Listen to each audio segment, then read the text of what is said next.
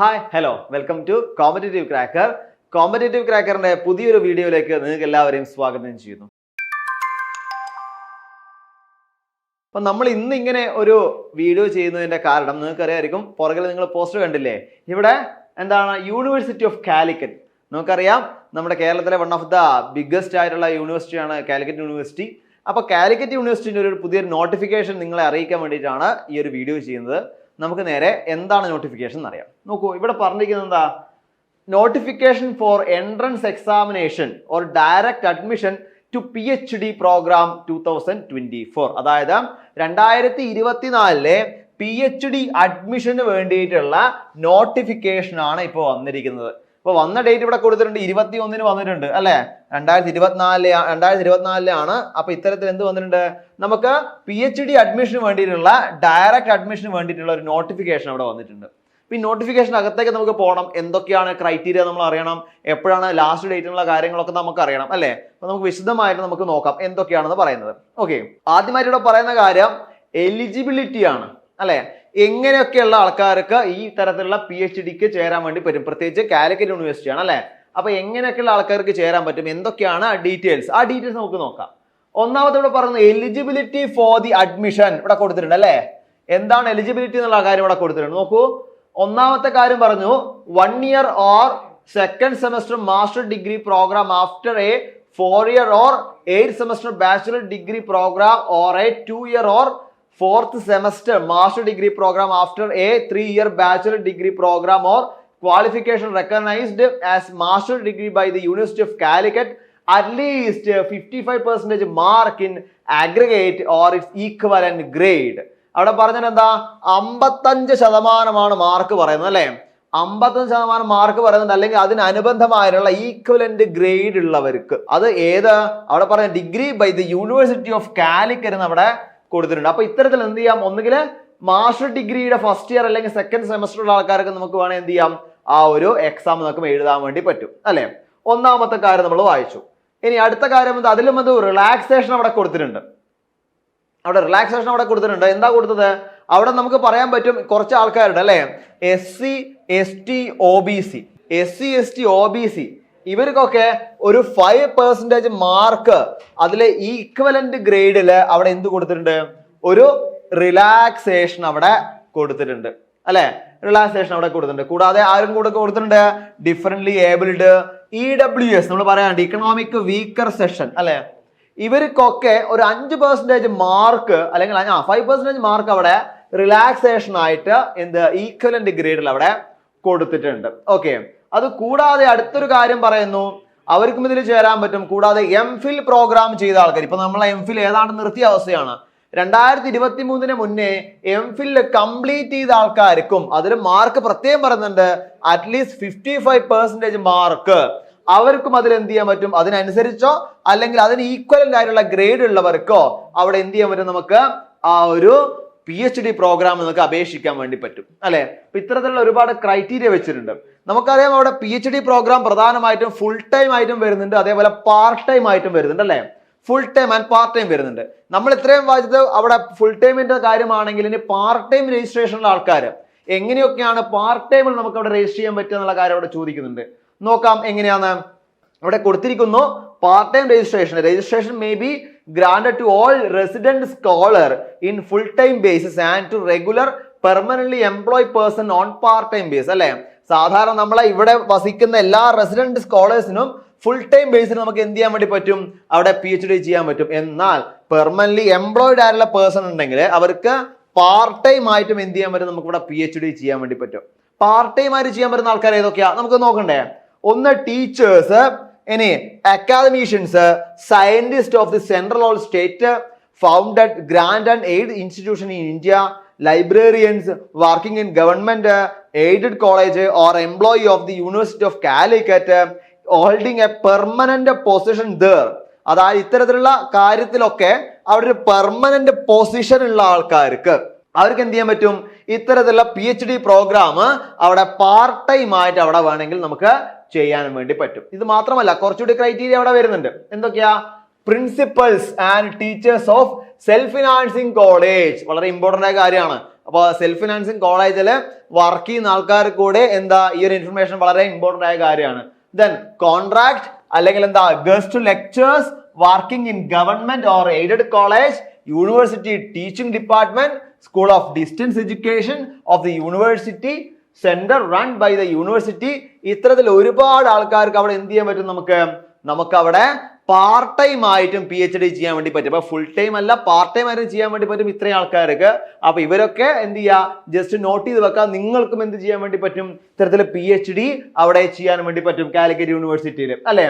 പിന്നെയുള്ള ആൾക്കാരാണ് എന്താ Indian and foreign personal working as scientist, teaching faculty, research fellow, working in education institution or research development organisation outside India. Outside ഇന്ത്യയിലുള്ള ഇത്തരത്തിൽ teaching faculty ആയിക്കോട്ടെ, scientist ആയിക്കോട്ടെ, research fellow ആയിക്കോട്ടെ, ഇവർക്കും അത് എന്ത് ചെയ്യാൻ പറ്റും? നമുക്ക് ഇത്തരത്തിൽ PhD ചില നിയമവ്യവസ്ഥകളോട് കൂടി നമുക്ക് എന്ത് ചെയ്യാൻ പറ്റും? ചെയ്യാൻ വേണ്ടി പറ്റും. ഇത്തരത്തിൽ ഒരുപാട് പേർക്ക് എന്ത് ചെയ്യാൻ പറ്റും? ഫുൾ ടൈം ആയിട്ടും അതേപോലെ പാർട്ട് ടൈം ആയിട്ടും നമുക്ക് എന്ത് ചെയ്യാൻ പറ്റും? PhD ചെയ്യാൻ വേണ്ടി പറ്റും. അതാണ് വളരെ ഇമ്പോർട്ടന്റ് ആയ ഒരു കാര്യം നമുക്ക് പറയാൻ പറ്റുക. അടുത്തൊരു ക്ലോസ് അഡ്മിഷന്റെ ആണ്. എങ്ങനെയാണ് ഇവിടെ അഡ്മിഷൻ ചെയ്യുന്നത്? നമ്മൾ സാധാരണഗതിയിൽ PhD അഡ്മിഷന് 2 സ്റ്റേജ് പ്രോസസ് ആണുള്ളത്. ഒന്ന് എൻട്രൻസ് ടെസ്റ്റ് ഉണ്ട്, അതുകൂടാതെ അടുത്താണ് ഇന്റർവ്യൂ പറയുന്നത്. 2 സ്റ്റേജസ്. അപ്പൊ എൻട്രൻസ് ടെസ്റ്റും അതേപോലെ ഇന്റർവ്യൂ ആണ് നമുക്ക് എന്തുള്ളത് ആവശ്യമായിട്ട് വരുന്നത്. ഓക്കെ, ഇതിൽ എന്താണ് നമ്മൾ JRF നേടിയ ആൾക്കാര്, നെറ്റ് നേടിയ ആൾക്കാര്, ഇത്തരത്തിൽ ഒരുപാട് ആൾക്കാരുണ്ട് അല്ലെ? അവരുടെ കേസുകൾ എന്താന്നുള്ളത് നമുക്ക് താഴേക്ക് വിശദമായിട്ട് പറയാം അല്ലെ? അപ്പൊ ഇത്തരത്തില് എന്ത് ചെയ്യാൻ പറ്റും? 2 തരത്തിലാണ് അവിടെ PhDന്റെ അഡ്മിഷൻ പ്രോസസ് നടക്കുന്നത്. ഒന്ന് എൻട്രൻസ് ടെസ്റ്റ് എന്ന രീതിയിലും അടുത്തത് ഇന്റർവ്യൂ എന്ന രീതിയിലും അവിടെ സ്വാഭാവികമായിട്ടും നടക്കുന്നുണ്ട്. ഓക്കെ, നോക്കാം. നമുക്ക് അടുത്തൊരു കാര്യം ഇവിടെ പറയാൻ എന്താ വെച്ചാല് കാറ്റഗറി തിരിച്ചിട്ടുണ്ട്. Eligible for PhD with JRF. അടുത്ത എൻട്രൻസ് ടെസ്റ്റിന്റെ കാര്യമാണ്. എങ്ങനെയാണ് എൻട്രൻസ് ടെസ്റ്റ് അവിടെ നടക്കുന്നത് നോക്കൂ. അവിടെ സാധാരണഗതിയിൽ നമ്മൾ രജിസ്റ്റർ ചെയ്ത് കഴിഞ്ഞാൽ ഒരു എൻട്രൻസ് ടെസ്റ്റ് ആണ് ആദ്യമായി നടക്കുന്നത്. Provide that weightage of 70% for the entrance test and 30% for the performance of interview. അല്ലെ? ഇന്റർവ്യൂവിന്റെ കാര്യത്തിൽ അവിടെ 30% വരുന്നുണ്ട്. അതേപോലെ തന്നെ നമ്മുടെ എൻട്രൻസ് ടെസ്റ്റിന്റെ 70% അവിടെ മാർക്ക് അവിടെ സാധാരണഗതിയിൽ കാൽക്കുലേറ്റ് ചെയ്യുന്നുണ്ട് അല്ലെ? അതിൽ നമുക്ക് പറയാൻ പറ്റും SC/ST കാറ്റഗറിക്ക് എന്തുണ്ട്? ചെറിയൊരു റിലാക്സേഷൻ അവിടെ നമുക്ക് കൊടുക്കാൻ വേണ്ടി സാധിക്കും. അതിവിടെ മെൻഷൻ ചെയ്ത് കൊടുത്തിട്ടുണ്ട്. ഓക്കെ, ഇനി വളരെ ഇമ്പോർട്ടന്റ് ആയ ഒരു കാര്യമാണ് എന്താ ഇവിടെ വളരെ ഇമ്പോർട്ടന്റ് ആയ കാര്യം പറയുന്നുണ്ട്. സിലബസ് അല്ലെ? നമ്മൾ എന്താണ് പഠിക്കേണ്ടെന്ന കാര്യം ഇവിടെ പറയുന്നുണ്ട്. Syllabus of the entrance exam എന്ന് പറയുന്നത് question based on research methodology and the subject of study concern അല്ലെ? പ്രധാനമായിട്ട് എന്താ വരുന്നത്? റിസർച്ച് മെത്തഡോളജി എന്ന് വളരെ ഇമ്പോർട്ടന്റ് ആയിട്ടുള്ള സബ്ജക്റ്റും അതുകൂടാതെ നമ്മളെ സബ്ജക്ട് ഏതാണോ നമ്മളെ കൺസേൺ ആയ സബ്ജക്ട്, ആ സബ്ജക്റ്റും ബേസ് ചെയ്തുകൊണ്ടാണ് അവിടെ എൻട്രൻസ് ടെസ്റ്റിന് ക്വസ്റ്റ്യൻസ് ചോദിക്കുന്നത്. അപ്പൊ നമ്മളെ പ്രത്യേകം ശ്രദ്ധിക്കണം. റിസർച്ച് മെത്തഡോളജി എല്ലാവരും പഠിക്കണം. പിന്നെ അത് ആ സബ്ജക്ട് ഏതാണോ അതുമായിട്ട് ബന്ധപ്പെട്ടാണ് അടുത്ത കാര്യം ഉണ്ടാവുന്നത് അല്ലെ? വളരെ ഇമ്പോർട്ടന്റ് ആയ മറ്റൊരു കാര്യമാണ് എക്സംപ്റ്റഡ്. അതായത് ഈ എൻട്രൻസ് ടെസ്റ്റിൽ എക്സംപ്റ്റഡ് ആയ ആൾക്കാർ ആരൊക്കെയാണ്? നമുക്കറിയാം ആരാ? Candidate who qualify UGC JRF, UGC CSIR JRF or UGC NET 2024 onwards അല്ലെങ്കിൽ UGC CSIR നെറ്റ് 2024 ഓൺവേഴ്സ്. ഇത്രയുള്ള ആൾക്കാർ എന്തുണ്ട്? ഇത്തരത്തിലുള്ള എക്സാമിൽ നിന്ന് നമുക്ക് എന്ത് ചെയ്യാൻ പറ്റും? അവിടെ എക്സംപ്റ്റഡ് ആയിട്ട് പറ്റും. ഓക്കെ, അടുത്തത് full time regular teachers of the university department. University ഡിപ്പാർട്ട്മെന്റിന്റെ ഫുൾ ടൈം റെഗുലർ ടീച്ചേഴ്സ് അല്ലെങ്കിൽ government or aided college directorate of collegial education and teachers with FDPR QIP or similar fellowship. ഇത്തരത്തിൽ fellowship ഉള്ള ആൾക്കാർക്കും നമുക്ക് എന്ത് ചെയ്യാൻ പറ്റും? അവിടെ എക്സംപ്റ്റഡ് ആയിട്ട് പറ്റും. Then scientist with at least 5 year experience working in state or central aided in research ഇൻസ്റ്റിറ്റ്യൂഷനും. അവിടെ 5 വർഷത്തിൽ എക്സ്പീരിയൻസ് ഉള്ള അതായത് state or central aided research ഇൻസ്റ്റിറ്റ്യൂഷനിലെ സയന്റിസ്റ്റുകൾക്കും അവിടെ എന്തുണ്ട്? ഇത്തരത്തില് എൻട്രൻസ് എക്സാമിന് എക്സംഷൻ അവിടെ കൊടുത്തിട്ടുണ്ട്. Then foreign nationals who are otherwise eligible for the admission. Then candidate who join as PhD scholars in the joint degree program with a foreign university. അതോടെ exempted ആണ്. അടുത്ത പറയുന്നത് എന്താണ്? full time project fellow അല്ലെ? full time project fellow who have been selected on the basis of a written test and interview working in a research project under the investigation of research guide of the university. അതായത് നമുക്ക് പറയാൻ പറ്റും ഒരു പ്രൊജക്ടിന്റെ fellow നേടിയ ആൾക്കാർ, അതായത് select ചെയ്യുന്ന എങ്ങനെ റിട്ടേൺ ടെസ്റ്റും അതേപോലെ ഇന്റർവ്യൂ കഴിഞ്ഞ് യൂണിവേഴ്സിറ്റി റിസർച്ച് ഗൈഡിന്റെ കീഴിൽ അവിടെ വർക്ക് ചെയ്യുന്ന ഒരാൾക്കാരും എന്താണ് അവർക്കും ഇത് എക്സംപ്റ്റഡ് ആയിട്ടുള്ള കേസുകളാണ്. ഇത്ര എക്സംപ്റ്റഡ് കേസ് അവിടെ വരുന്നുണ്ട് അല്ലെ. അപ്പോ ഇത്തരത്തിലുള്ള കാര്യങ്ങൾ അവിടെ പ്രധാനമായിട്ടും എക്സംപ്റ്റഡ് ആയിട്ടുള്ള കേസുകൾ അവിടെ എന്തുണ്ട് വരുന്നുണ്ട് അല്ലെ. ഓക്കെ, ഇനി നമുക്ക് നോക്കാം. ഇനി അടുത്ത കാര്യം എന്താ? അടുത്ത കാര്യമാണ് പറയുന്നത് സാധാരണഗതിയിൽ എങ്ങനെയാണ് നമ്മൾ വർക്ക് ചെയ്യേണ്ടത്. അടുത്ത കാര്യം നമ്മൾ പറയുന്നത് എങ്ങനെയാണ് അതിന്റെ അഡ്മിഷൻ പ്രോസസ് എങ്ങനെയാണ് വരുന്നത് അല്ലെ, എങ്ങനെയാണ് നമ്മൾ അപ്ലൈ ചെയ്യേണ്ടത് ആ കാര്യം പറയുന്നുണ്ട്. പ്രൊസീജിയർ ഓഫ് അപ്ലിക്കേഷൻ അവിടെ വരുന്നുണ്ട് അല്ലെ. പ്രൊസീജിയർ ഓഫ് അപ്ലിക്കേഷൻ അവിടെ വരുന്നുണ്ട്. എങ്ങനെയായാലും അവിടെ ഡേറ്റ് പ്രധാനമാണ്. ഈ ഡേറ്റ് മനസ്സിലാക്കി വെക്കുക. 3/2/2025 3/2/2025 അപ്ലിക്കേഷൻ അവിടെ സബ്മിറ്റ് ചെയ്യാനുള്ള അവസാന ഡേറ്റ്. അതെങ്ങനെ? വിത്തൗട്ട് ഫൈൻ ഇല്ലാതെ ലാസ്റ്റ് ആയിട്ട് സബ്മിറ്റ് ചെയ്യാൻ പറ്റുന്ന ഡേറ്റ് ആണ് 3/2/2025. അതും ചെയ്യേണ്ടത് എന്താണ്? യൂണിവേഴ്സിറ്റിന്റെ അഡ്മിഷൻ വെബ്സൈറ്റ് ആയ എന്താണ് admission.uoc.ac.in എന്ന ഒരു വെബ്സൈറ്റ് കയറി നിങ്ങൾ എന്ത് ചെയ്യണം? ഇത്തരത്തില് ഈ കാര്യം അവിടെ നിർബന്ധമായിട്ടും അപ്ലൈ ചെയ്ത് വെക്കണം. ഓക്കെ, അതാണ് അവിടെ പ്രധാനപ്പെട്ട മറ്റൊരു കാര്യം നമുക്ക് പറയാനുള്ള. ക്യാപ് ഐ ഡി മറ്റു കാര്യങ്ങളൊക്കെ നിങ്ങൾക്ക് കറക്റ്റ് ആയിട്ട് വായിച്ചാൽ മനസ്സിലാവും. അതില് പ്രധാനപ്പെട്ട ഒരു കാര്യം, നിങ്ങൾ അവിടെ എന്തായാലും എന്ത് വേണം? ഒരു ഫീ അടയ്ക്കാനുണ്ട് അല്ലെ. എന്താണ് നമ്മൾ അപ്ലിക്കേഷൻ കൊടുക്കുന്ന സമയത്ത് ഒരു ഫീ അടയ്ക്കാനുണ്ട്. ആ ഫീ നിങ്ങൾ എവിടെ തന്നെ ചെയ്യണം? ഓൺലൈൻ രജിസ്ട്രേഷൻ ചെയ്യുമ്പോൾ തന്നെ ചെയ്യണം. അതാണ് അവിടെ ജനറൽ കാറ്റഗറിക്ക് 830 രൂപയും SC/ST കാറ്റഗറിക്ക് 310 രൂപയുമാണ് അവിടെ എന്ത് പറഞ്ഞിരിക്കുന്നത്? രജിസ്ട്രേഷൻ ഫീ ആയിട്ട് അവിടെ കൊടുത്തിരിക്കുന്നത്. അത് ആ രജിസ്ട്രേഷൻ സമയത്ത് തന്നെ അവിടെ പറയുന്നുണ്ട് candidate for completing the registration procedure. ഇതും കൂടി അടച്ചാൽ മാത്രമേ അവിടെ എന്ത് ചെയ്യുള്ളൂ? രജിസ്ട്രേഷൻ പ്രൊസീജിയർ അവിടെ കംപ്ലീറ്റ് ആവുകയുള്ളൂ. അപ്പൊ ഇതൊക്കെയാണ് പ്രധാനപ്പെട്ട കാര്യം പറയാം. പിന്നീടാണ് ഹോൾ ടിക്കറ്റിന്റെയും മറ്റു കാര്യങ്ങളൊക്കെ പറയാൻ. നോക്കൂ, ഇവിടെ കറക്റ്റ് ആയിട്ട് ഷെഡ്യൂൾ കൊടുത്തിട്ടുണ്ട് അല്ലെ. ഇവിടെ കറക്റ്റ് ആയിട്ട് അവിടെ ഷെഡ്യൂൾ ചെയ്ത് കൊടുത്തിട്ടുണ്ട്. ഏതൊക്കെയാണ് പ്രധാനപ്പെട്ട ഡേറ്റ് എന്നുള്ളത്.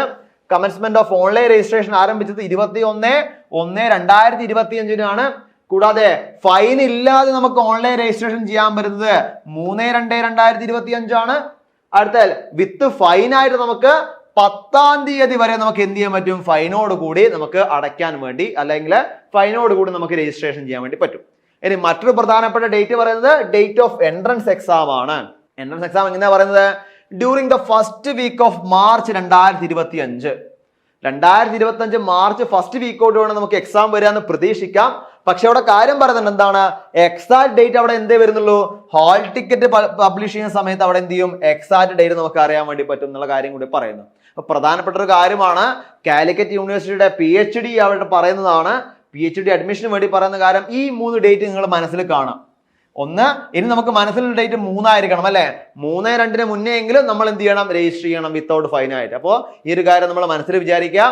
PhD അഡ്മിഷൻ നേടണമെന്ന് വിചാരിക്കുന്നവര് അതിനു മുന്നേ തന്നെ 3 മുന്നേ തന്നെ വിത്തൗട്ട് ഫൈൻ ആയിക്കൊണ്ട് 3 മുന്നേ തന്നെ നിങ്ങൾ എന്ത് ചെയ്യുക?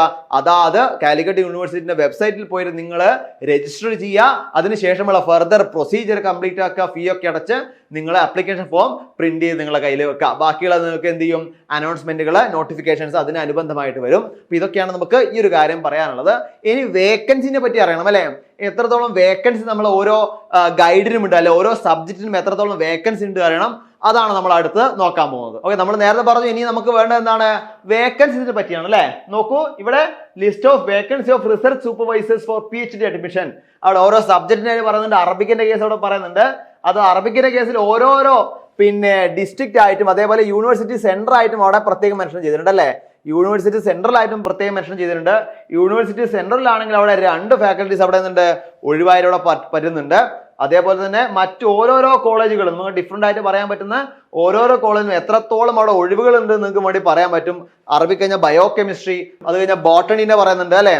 ഓരോ സബ്ജക്റ്റിനും എത്രത്തോളം റിസർച്ച് ഗൈഡ് അവിടെ ഒഴിവുണ്ട് എന്നുള്ള കാര്യം നമുക്ക് അവിടെ എന്ത് ചെയ്ത് പ്രത്യേകം മെൻഷൻ ചെയ്ത് പറഞ്ഞിട്ടുണ്ട്. ഓരോരുത്തരുടെ പേര് സഹിതമാണ് പറഞ്ഞത്. ഏത് കോളേജിന്റെ പേരും അവിടെ പറയുന്നുണ്ട്. ഇവിടെ ഓരോ കോളേജിന്റെ പേരും ബോട്ടണിക്കാണ്. അവിടെ എന്തുണ്ട്? ഓരോ കോളേജിന്റെ പേരും സബ്ജക്റ്റും വെച്ച് നിങ്ങൾക്ക് ഇതിനകത്ത് പറയാൻ വേണ്ടി സാധിക്കും. അപ്പൊ ഇത് കൂടി നിങ്ങൾ എന്ത് ചെയ്യുക? ജസ്റ്റ് നോക്കുക.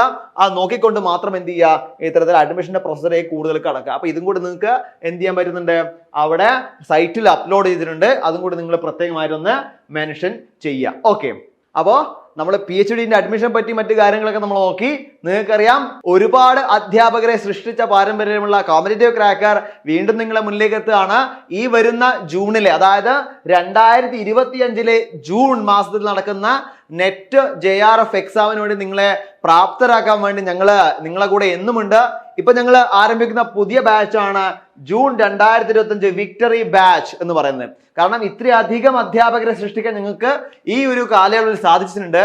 അപ്പൊ എന്തായാലും ഇത്രയും ആൾക്കാർ നമ്മളെ കൂടെ എന്നുമുണ്ട്. എപ്പോഴും അധ്യാപകർ ആയതിനു ശേഷം അവർ ഞങ്ങളെ സപ്പോർട്ട് ചെയ്യാൻ എന്നും ഞങ്ങളെ കൂടെയുണ്ട്. അപ്പൊ ഇത്രയും വിദഗ്ധരായ അധ്യാപകരാണ് ഇവിടെ നിങ്ങളെ ഇത്തരത്തിലൊരു റിസൾട്ടിലേക്ക് നയിക്കുന്നത്. അപ്പൊ ഇത്തരത്തിൽ ഒരുപാട് സവിശേഷതകളുണ്ട്. മെന്റർഷിപ്പ് സപ്പോർട്ടായിട്ടും മോഡൽ എക്സാം ആയിട്ടും PDF നോട്ട് പ്രൊവൈഡ് ചെയ്തുകൊണ്ടും ഒരുപാട് സപ്പോർട്ട് നൽകിക്കൊണ്ട് നിങ്ങളെ കൂടെ എന്നും ഞങ്ങളുണ്ട്. അപ്പൊ മടിച്ചു നിൽക്കണ്ട, ലിമിറ്റഡ് സീറ്റ് ആണുള്ളത്. കൂടാതെ സബ്ജക്റ്റുകളെ ഒന്നുകൂടി ഞാൻ പറയാം. ജനറൽ പേപ്പർ ആയിക്കോട്ടെ, English, economics, commerce, management, CSIR, physics, ഇത്രയും സബ്ജക്റ്റുകൾക്ക് ഇവിടെ ഓഫറുകളോടുകൂടി നിങ്ങൾക്ക് പുതിയ ബാച്ചിലേക്ക് ജോയിൻ ചെയ്യാം.